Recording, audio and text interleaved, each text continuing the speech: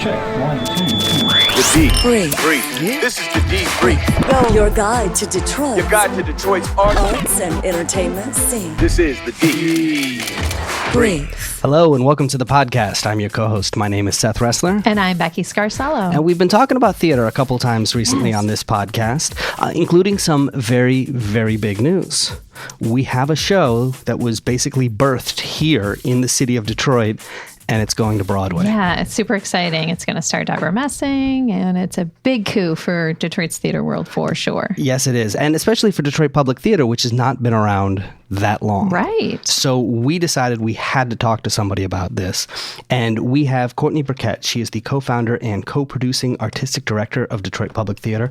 Welcome to the podcast. Thank you so much for having me. So excited to be here. And congratulations. This is a big deal, right? Yes. It's a really big deal. Yeah, we are really shocked and amazed that this is happening for this magnificent play that we're so very proud that we were a part of the birth of. And we're so excited that this piece is going to be shared with such a wide audience. It's a dream come true for all of us. No kidding. And a local writer, from Grand Rapids, lived in Detroit. Yes. The local director is going to be found. The woman who directed it at Detroit Public Theater, her name is Vivian Benesh. The playwright's name is Noah Haidle. Yeah. And the woman who directed it at Detroit Public Theater's name is Vivian Benesh. She is actually the artistic director at Playmakers Theater, which is in South Carolina.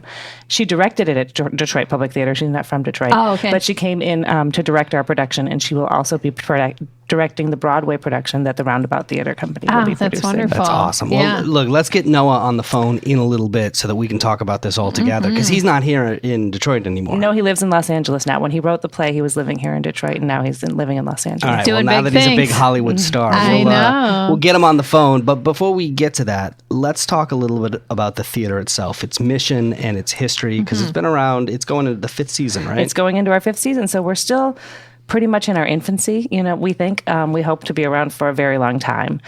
We founded the company 5 years ago, really hoping to bring world-class theater and art and artists to the city of Detroit. So we've had a really great partnership that allows us to produce inside the DSO. So that's where we do our productions, is inside the Maggie Allesey Hall at the Detroit Symphony Orchestra. That has been our home for the past 4 seasons, and it'll be our home for the 5th season. And it's been a really wonderful partnership. It's been really thrilling to watch the audiences show up and discover this theater and these artists. We use local artists, actors, designers, and directors, and we also use out-of-town directors, designers, and actors. So we try to really kind of cross-pollinate. But the vision is really to create a world-class theater in the same vein that so many other major cities have, a major regional theater like the Goodman, like the Guthrie in Minneapolis, the Goodman in Steppenwolf in Chicago. So a big regional theater with equity contracts for professional actors and trying to really support the arts here in this community and provide opportunities for artists from other places to introduce them to our community as well. So it sounds like there was a hole in the theater scene that you guys were really seeking to fill. That's really how we defined it. Yeah, we felt like I've been living in Detroit most of my life, and I've been creating theater for all of my adult life, and so there's a lot of theater that happens in Detroit. There's a lot of incredible companies happening, but we wanted there to be kind of an anchor cultural institution that could be the home for theater in our city. I think that's really smart, too, to use a venue that we already had. So you didn't have to worry about the burden of creating a new space. Yes. You already have a great space. Mm-hmm. And talk about why the timing was right and the place in Midtown was right. It's a really different time in Detroit than it ever has been. I had a theater company called Breathe Art Theater Project that I worked with for about 7 years, and we produced theater in the Furniture Factory where Cinema Detroit is now. Yeah. And we did it in Windsor, and it was great. We did some really great shows, but it was 2001, 2002, and there were a lot less people in the neighborhood, and a lot less people coming to see plays. And we've really been embraced. I think the DSO was really brave to take us on, and really have been very welcoming. And so is honestly the funding community, as they've seen our work. At the beginning, it took a little. People had to come on board with buying into the vision. Once they started seeing the work and started seeing the feedback and the reviews, the funding community has helped lift these artists up, which has been really exciting. Yeah, it's beautiful. And that couldn't have happened before. There's a lot more opportunity. There's a lot more people. There's a lot more energy. There's a lot more restaurants to go to before and after the theater. Yeah, you know? making a whole night of it. Yeah. Yeah, so it's exciting to be a part of that, and to create, to offer something other than the great restaurants that we have here in Detroit, but this other cultural opportunity that so many people from Detroit travel to Chicago and see theater, travel to Stratford and see theater, travel to New York and see theater. So it's really exciting to have a place where people can see theater here in their own city. Is the long-term plan to eventually have your own space? It is, yes. Yeah. You're kind of the kids getting raised by the DSO. Yeah, at it this kind of makes point. sense to grow into that, though. Yeah, and it has been really great for us in that kind of the way that they have incubated us. Our goal is eventually that we will have a space where we can incubate other theater companies and other artists, so that we'll have a space that we program and do our season in, and then have other artists that can come and work in that space eventually. We're not quite there yet, and we're really happy that the DSO has let us stay and let us do our work in their incredible space. And it has been, people knew where to find us. It helped when we opened up because people could identify where we were and could even stumble upon us, people who were used to going to arts activities. Sure. Is there a plan for an educational piece, too? Yeah, we do. We have done educational programs since our first season. We produce a lot of plays by Dominique Morisseau, who is on our board of directors.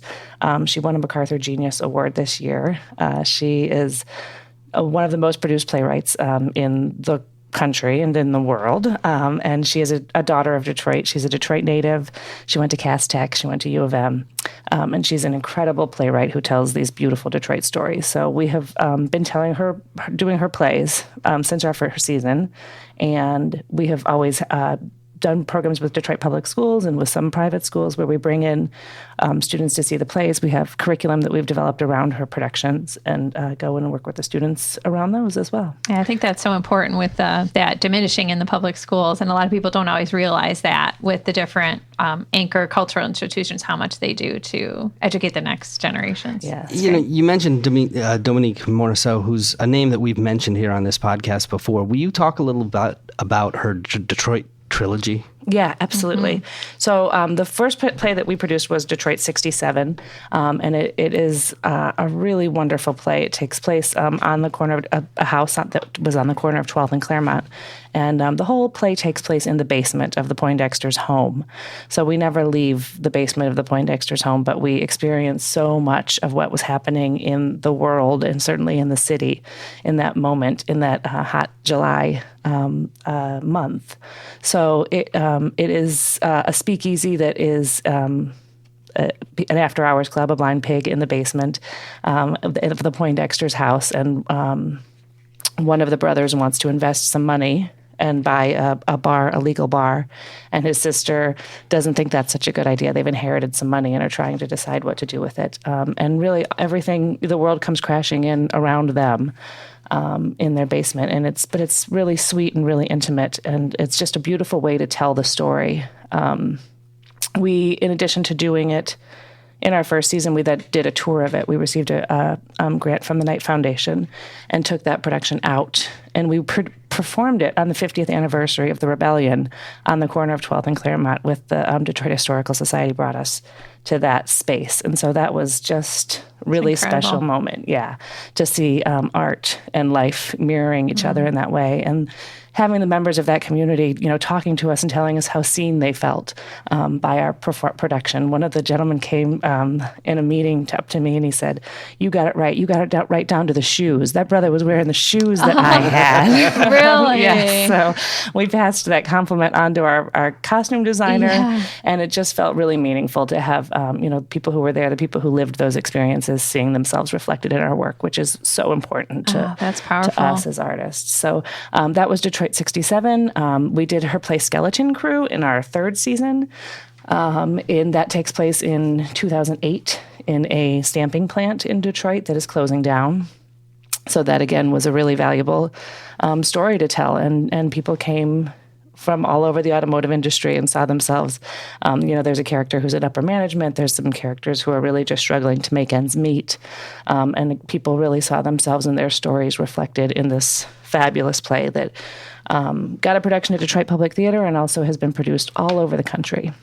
That's awesome. Yeah, and then we'll be doing the third play in the trilogy, Paradise Blue, is what we'll be opening our 5th season with. So we're very excited to bring another Dominique Morisseau play and the third play in the Detroit trilogy here to Detroit. And when will that be? That will open on September 25th, and it'll run through November 3rd. Give us a little taste of what that's about. Yeah. Oh, it's about the Paradise Valley. So it's about gentrification and what was happening in that era, and the businesses that were owned. So it's about a man named Blue who owns a jazz club and receives some offers and about the ways the city is changing around him. So there's some real parallels with contemporary life and with what people went through in Detroit during that time.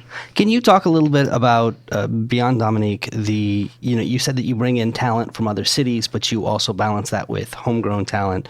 Talk about how you do that. When we pick a play, we pick a season. We really pick plays. We try to pick plays that are going to be relevant and resonate uniquely for the Detroit community. So we're not just producing generic plays. We're producing plays that we think people in Detroit, conversations for our city and for our community. And so when we build our artistic teams, we also are looking at who can bring these stories best to life and who matches best with the work. So we have a network of artists here. We have great directors and designers that we work with and are our go-to people.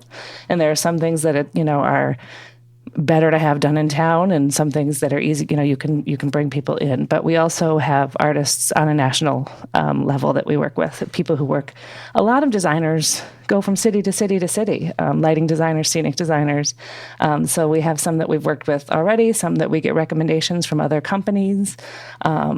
We work other places and have just those connections. So we really try to find the right team of artists with every show to tell the story, depending on what the story is. By the same token, are there Detroit designers that are going city to city to city? A little bit. That's a big part of our mission, too, is really to connect the Detroit theater community with the national theater community, because it was something that we felt like wasn't happening enough. For sure. It has really started happening with actors.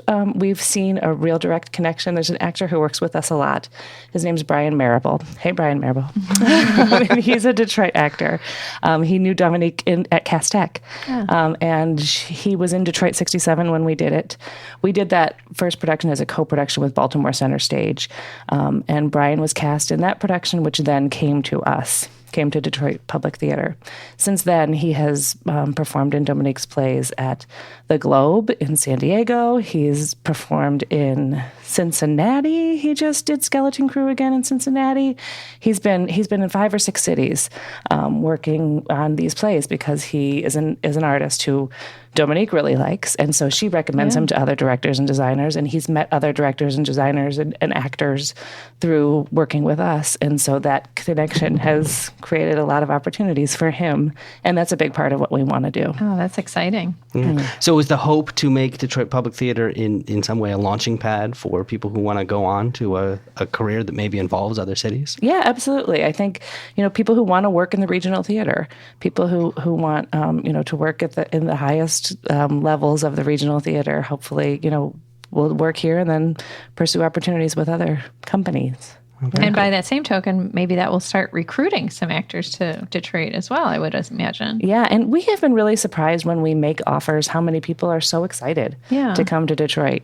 We've had some really, really great kind of art. They're almost like residencies when an artist comes and stays with us. Actors are here for 2 months, and we've had so many people fall in love with this city, whether they're actors or designers or directors.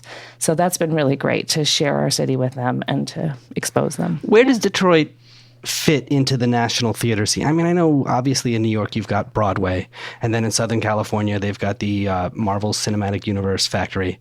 I mean, where does Detroit fit in there alongside cities with Chicago or, I don't know, Atlanta or Dallas or whatever?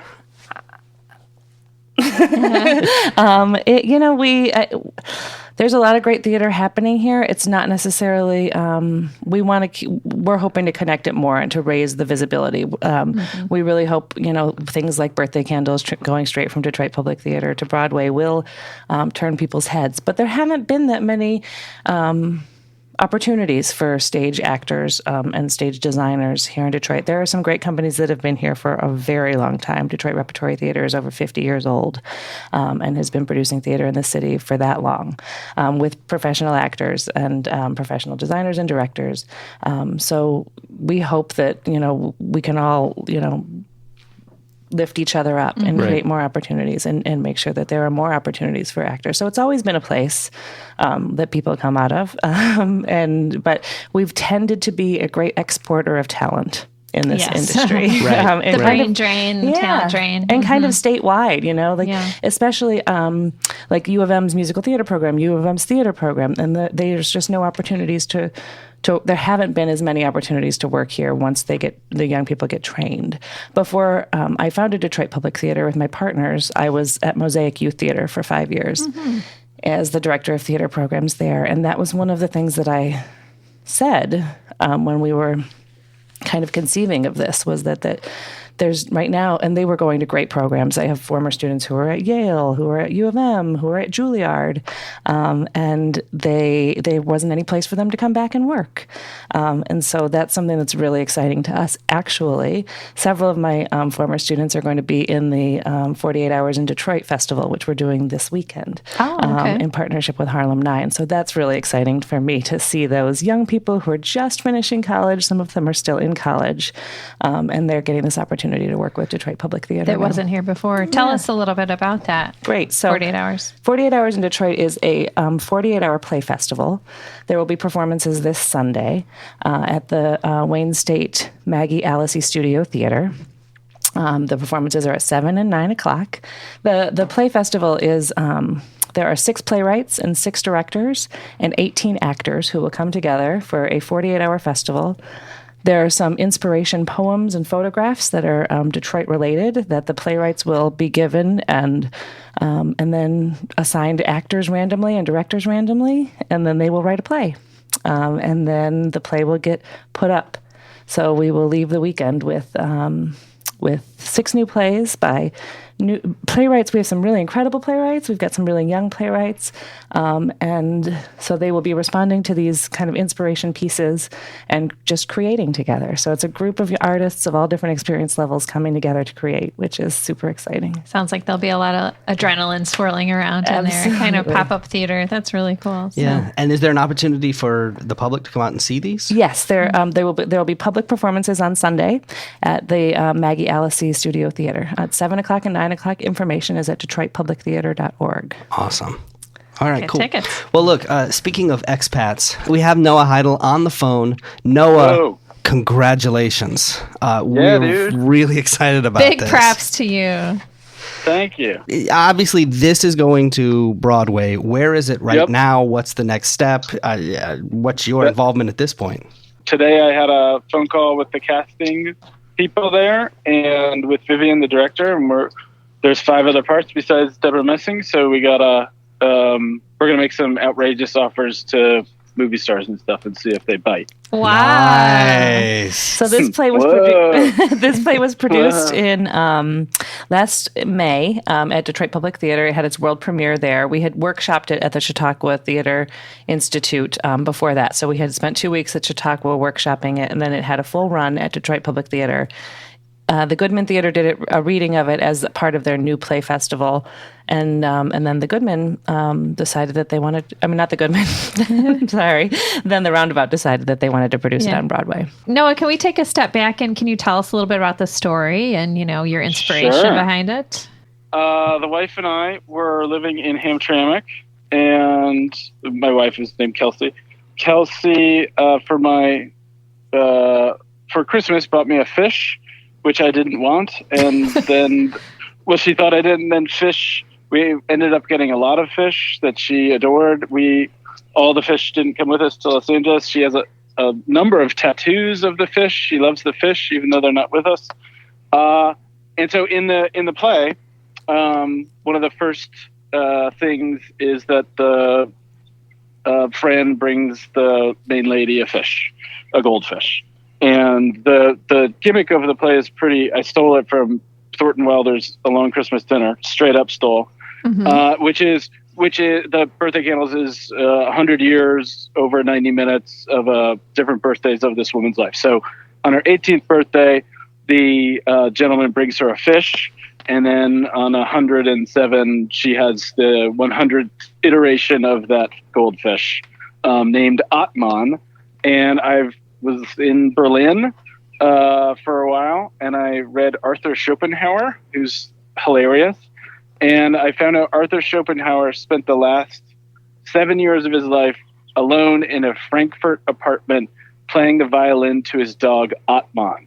So the goldfish is named Atman, and it all happened because my wife bought me a fish. Wow. Inspirations everywhere. Yeah, I guess so. So, Courtney, explain the process. I mean, how, for people who don't know, how do you commission a play? How does it work? It's called money, dude.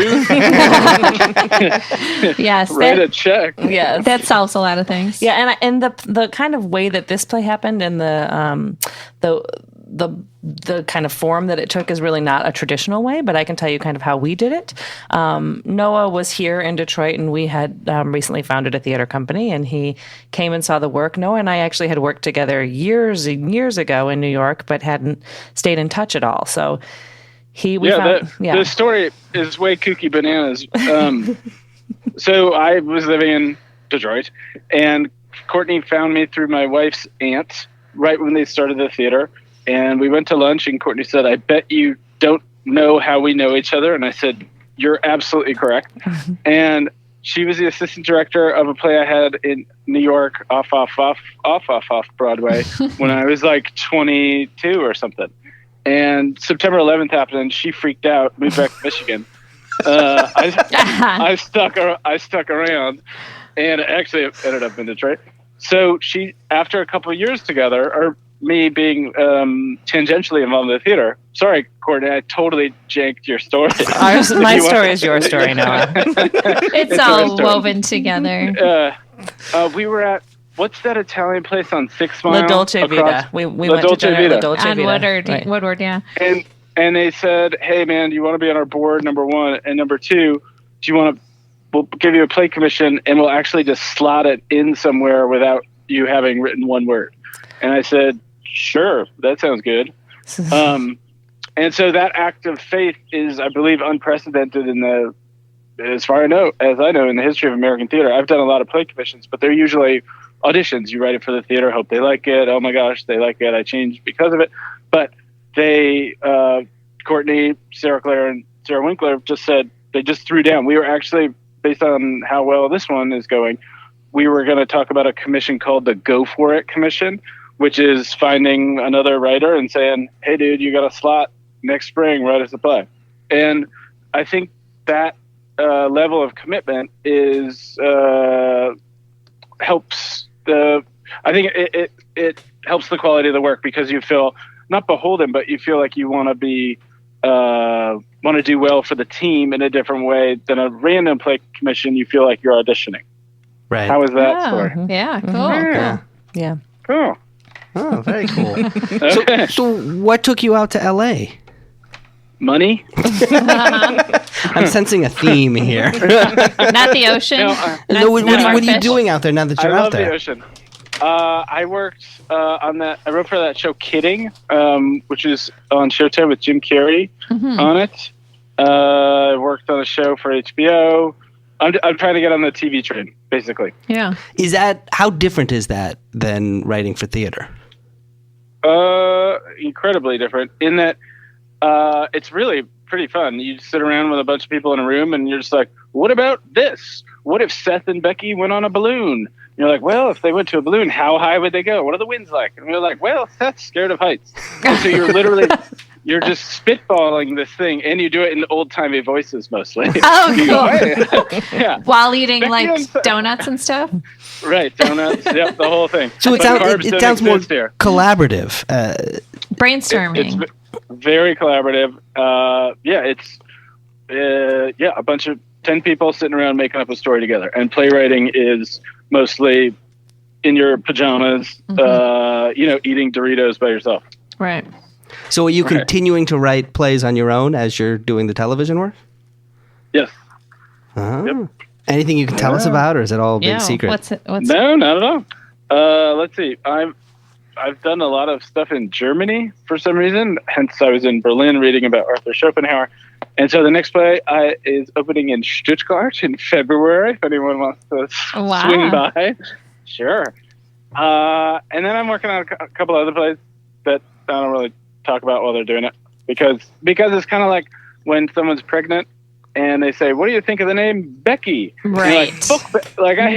That's horrible. I knew a Becky once. I hated her. Yeah. Right. And so if I say, "What about the name Becky for my unborn daughter?" You're like, "Ooh." Mm-hmm. And so then I lose faith in the name Becky. So if I told you the next play, I would probably lose faith in it. Right. So there you go. Well, Courtney, we were talking earlier about Detroit being a place to launch careers nationwide, but what about internationally? And is it different for actors or directors versus playwrights? Yeah, I think it is. And I think, one of the things, when Noah tells the story about us buying into saying we'll produce the play in our season before he had written a word, a lot of that was based on what we knew of Noah, what we knew about his writing, what we knew about him as a person, what we knew about how we wanted to work. And so that's why we were able to take that leap. And so I think it always depends on the individual. It always depends on what the skill sets are and what the market's looking for and what the market needs. And it's fascinating to me how Noah's work resonates particularly in Germany. And weird. It's really weird. Interesting. Yeah. They love his stuff in Germany. Yeah. Well, but this one, Birthday Candles, is a lot more happy, scrappy. Some of the stuff in Germany is just outrageously offensive and gross. Okay. Kind of your specialty. Like my mom used to go up to people who ran theaters and apologize to them. They're like, "I don't know where he learned that language." It wasn't from me. But what did she say when she saw Birthday Candles, Noah? Oh, she was sitting next to the guy who runs the theater department at Chautauqua and has never before done this, but she said, "My son wrote that." She was proud. Yeah, she was proud. Good. So there you go. I don't want to jinx it, but what are you wearing to the Tonys? I'm going to wear probably a tuxedo, no? I mean, you got to go straight up. Yeah. I mean, I think you do. I think so, too. Just a nice suit. Do people wear tuxedos to the Tonys? Yes. Yes. They do? Mm-hmm. Yeah. Then I'll wear a tuxedo. Hopefully it'll be for free. Like, right? Right. Don't designers give away free Oh, yeah. Tom Ford will be calling you up, I'm sure. Right. Do I have to go to like Nordstrom Rack or something? No. We've never been. We've never been invited. Yeah, that's true. We haven't been nominated. What do we know? Maybe rent the runway. Maybe when they add a podcast category, we'll let you know. So, all right. Once again, what are all the details? When is it actually debut on Broadway? And I know official opening is April 21st. There will be, I believe, 3 weeks of previews before that, which are audiences. Do you know what previews are? Okay, I'll explain it. Audiences come, it's like a show, and then during the day, we rehearse and fix stuff, and then there's another show. And there's no press. Opening just means that's a gala thing, but also that's when reviews come out. But there's 3 weeks before that are just the same as after the opening. And as the playwright, are you there for that? Oh, yeah. I mean, at that point, my job is you sit in the back during previews and you gauge the audience. If people if you went and saw a play 4 times in a row, or 10 times in a row, they're markedly different. And the job is to help the machine of the play run more smoothly. So like if a joke doesn't land, cut the joke or something like that. So that during those, so that's the job during previews, and I'm there, every day. Wow. Okay. Yeah. And do you think audiences in New York on Broadway are going to be different than audiences in Detroit? No. I don't think so. And I think Noah has really written a play that is going to resonate with the American theater-going audience. Yeah, really, pretty universal. Yeah, it's so universal. Yeah. It's so sweet and lovely and just makes you want to call your mom. Yeah. Or buy a fish. Yes, buy a fish. Or buy a fish. You can call my mom. I can give you the number.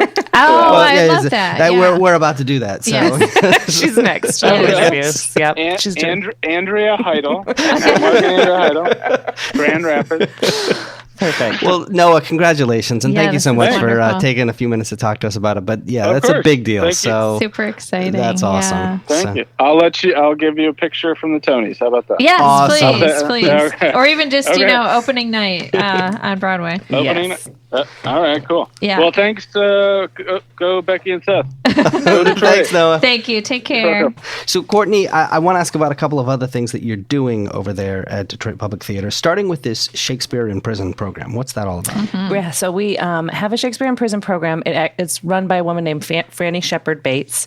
We work in 2 different prisons. We work in the Huron Valley Women's Correctional Facility, and we also work in Parnell Men's Prison. And so it is a 9-month-long process that the inmates participate in. They come in a couple times a week and rehearse. They pick a play at the beginning of the season, and they do a lot of text analysis and really spend a lot of time studying and understanding the play. And it has been just hugely transformational for a lot of people. It's a program that we're really proud of.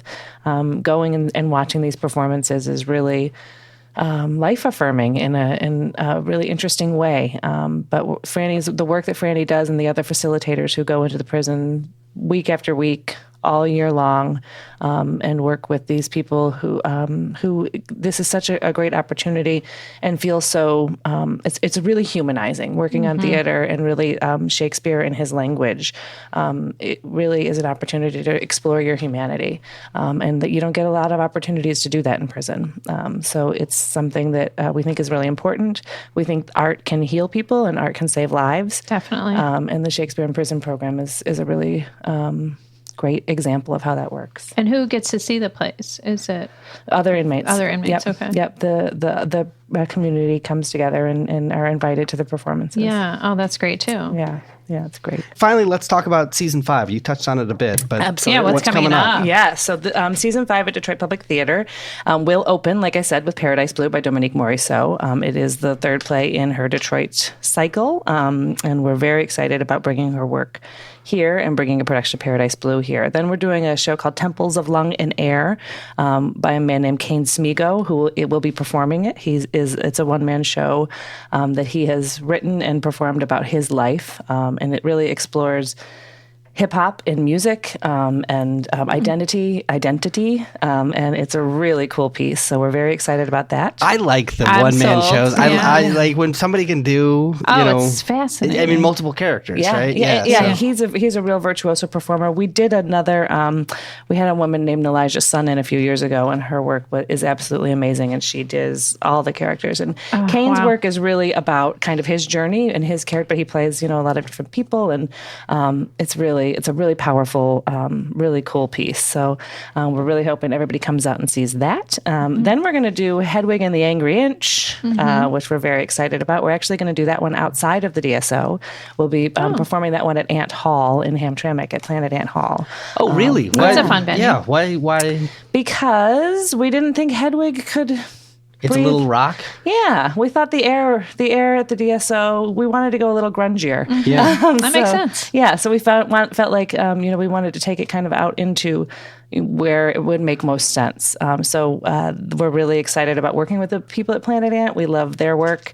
We love That's what a they're good doing rock, over grungy. Like that's a good place for that. Yeah, talked it's a really about good them a It's a lot. nice venue Yeah. for that. Yeah, I'm working with the scenic designer now, and I'm like, really? We picked the venue is going to do a lot of the work for us. Perfect. So it really feels like where that piece belongs to us. So we wanted to take it out there. And then we'll be closing our season with the winner of the 2008 Pulitzer Prize for Drama, which is a play called Cost of Living. And it won the Pulitzer last year. It's a really beautiful play about the cost of living, about, our bodies and how they can betray us, and who our caretakers are, and how we help each other in those times when we need it. And I know there's tons of buzz about what you're doing, and performances sell out. I mean, it's incredible. I know that it's working. That's why it's a really good idea to subscribe to Exactly. the Detroit Public Theater and secure your seats. So we have subscriptions on sale. We also are working with 2 partner theaters this season. So we have a 4-show subscription, which are the 4 shows that we'll be producing. But we also offer a 6-show subscription, which have the Boner partner experiences of a production of Jitney by August Wilson that Broadway in Detroit will be bringing to Music Hall, and a production of Lenora and Alejandro by Double Edge Theater that Hinterlands will be bringing in. So if you can buy the 6 show package and get both of those experiences, or you can buy the 4-show package and just subscribe to the Detroit Public Theater shows, or you can just buy single tickets if you only want to see 1 or 2 of the shows. But you should buy your tickets soon. Definitely ahead. No, I know there would be a buzz and then a rush to try to get there in the last weekend of stuff. A lot of people disappointed. So if you want to go, yep. So, All right, Courtney, let's play a little game. Are you ready? I think so. Here we go. We're going to ask you for a series of rapid fire recommendations. Just tell us the first thing that comes to mind. Starting with this, where's a good place for people to go to cocktails before a show at the Detroit Public Theater? There are so many excellent places for cocktails in Detroit these days, aren't there? She-Wolf is very close and almost walkable, so is Selden Standard. The Block is really walkable.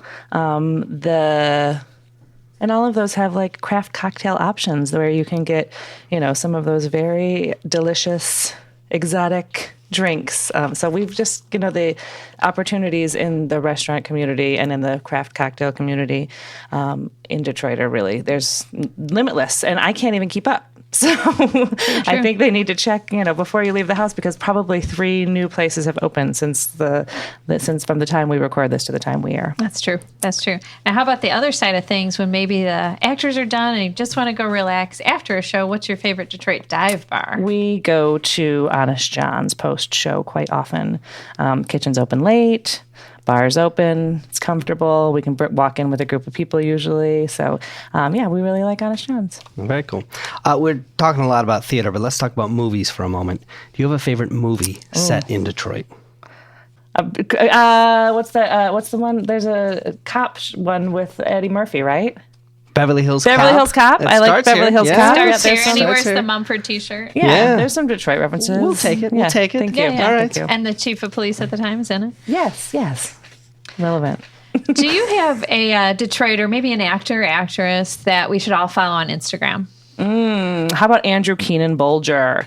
Andrew Keenan Bolger is a Broadway star. His sister Celia Keenan Bolger is a dear, dear friend of mine. She just won the Tony Award for her performance in To Kill a Mockingbird. Celia's Instagram is also great. Yes, we talked about her winning. Yeah, but Andrew's Insta is he's younger than me. He's got, he knows how to Insta. Okay, cool. He's good at it. He's good at the gram. Yep, Andrew Keenan Bolger, good at the gram.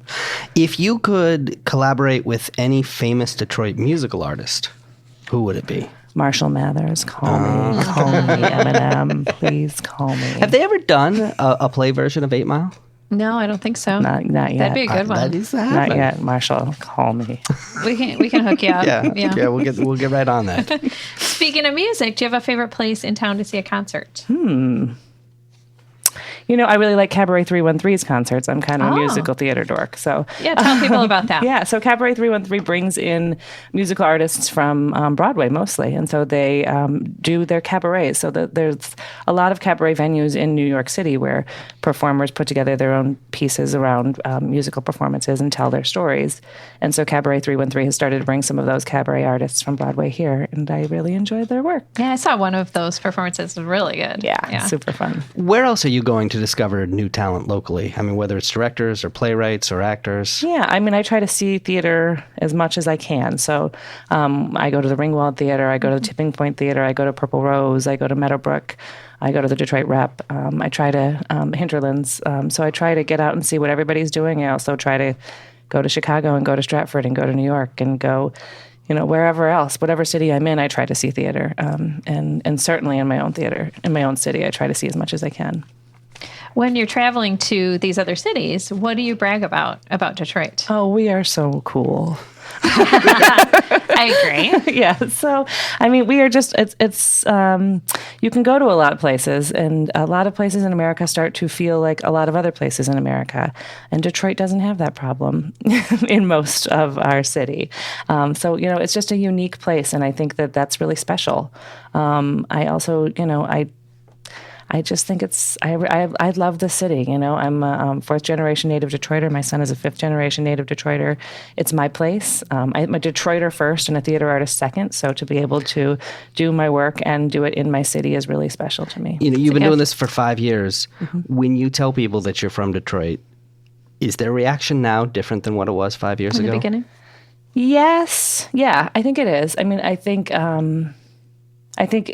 kind of when you tell people you're founding a theater, they think you're nuts too. Well, sure. Yeah. And so founding a theater in Detroit, that really gets a response. But certainly there's been a lot of momentum around the city, and there's been some momentum around our work, and so certainly the perceptions are changing. We just my partners and I just attended the Theater Communications Group conference, so it was all theater leaders from all around the country, and it was really exciting. I went a couple of years ago, and then going back and just seeing that people now know what that is, know that there is a Detroit Public Theater on the national level is really exciting for us. So yeah, people respond differently, but the perceptions are certainly changing.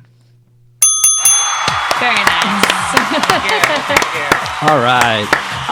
Courtney Burkett, co-founder and co-producing artistic director of Detroit Public Theater. Thank you so much for taking the time to join us here. Congratulations on all the success. Oh, my goodness. It really is the impressive. momentum. And frankly, within a very short period of time. For sure. Thank you for taking the time to stop by. Good luck with 48 Hours in Detroit. It sounds like a lot of fun. This weekend, performances on Sunday. Yes. Yeah. And again, where's the website if people want to find more information? DetroitPublicTheater.org. And when we say Detroit Public Theater, that's theater spelled T-R-E. It is, right? T-R-E. The fancy way. The fancy way. Yes. Very fancy. And Well, we're looking forward to the upcoming season. Yeah. Well, thank you so much. It's really been a pleasure to be here. Thank you so much for having me and for everything you do. Absolutely. All right. We'll talk to you next time. Until then, Detroit's moving. Keep up. The D Brief. Your guide to Detroit's arts and entertainment scene.